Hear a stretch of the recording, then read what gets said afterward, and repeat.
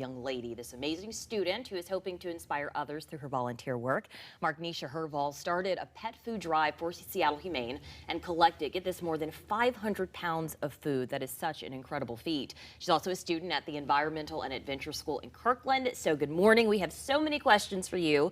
But first off, how did you even get started with Seattle Humane? Okay, well, so I've grown up around a bunch of different types of animals, and so once I saw this opportunity where I could be in close contact with these animals, I definitely took that opportunity. Yeah, absolutely. And we're told that you've been volunteering since you were 9. That's such a young age to get started. Yeah, so my mom started me off at first, and so it was around a meditation center where I would help out with the morning breakfast and things like that. Nice. And then it kind of progressed. So right now in middle school, I've volunteered at my elementary school, and then currently we have this thing called CSPs where we volunteer around the school, around the community. That's so cool. So I didn't know, you learn something new every day, especially when you do interviews like this. Humane Teen Club is a thing. Can you tell folks a little bit more about that? Maybe there's some other young people your age that want to get involved. So basically it's for the people who are too young to volunteer and just go right in. And so it's basically like a class to teach you about the basics of the shelter and what to do and the different positions you can sign up for. So 500 pounds of food. That is absolutely incredible. How did you do it?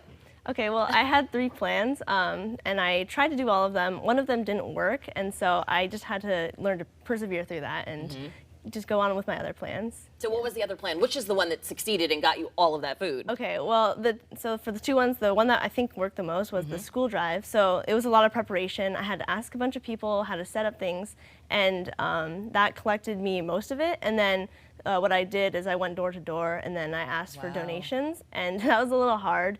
It's a little freaky, but yeah, you have to be brave to knock on doors. Did you get some reactions like, "Who are you? What are you doing?" Yeah, so usually when it's when you're going door to door, you're giving something in return, but since you're just kind of asking for things, it's a little hard to go up and be like, "Hey, I need donations." That is incredible, and you did it. So what was your goal? I know you got 500 pounds. 500, yeah, that was my goal. You reached it. Yeah, I reached it.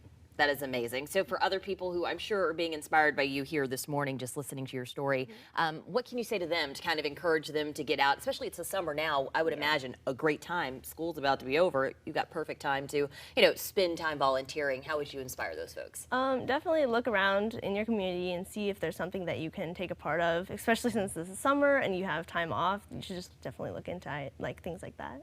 Well, Marknisha, you're definitely a special young person. We have to ask you before you go, what is your plans for the future? Yeah, well, Seattle Humane has definitely inspired me to look up into things in the future, such as being a vet or something animal related. Really? And so I've been looking at things such as that. So you can see yourself being a vet in the future. Hopefully. That's awesome. Do you have pets at home? Yeah, I have a dog. His name's Finn. He's about 7 years old. Oh, what kind of dog is he? He's a Sheltie. Oh. So he's like a lassie, like a small lassie. Very sweet. Does he get jealous when you come home and you have the scents of the other dogs on you? I think so. Well, Marknisha, thank you so much for being here and all the incredible work that you do. Animals are such a huge part of our culture and, the things that we love here in the Pacific Northwest. So thank you for putting them first. All right, guys, back to you. And that pet walk forecast for today. Looking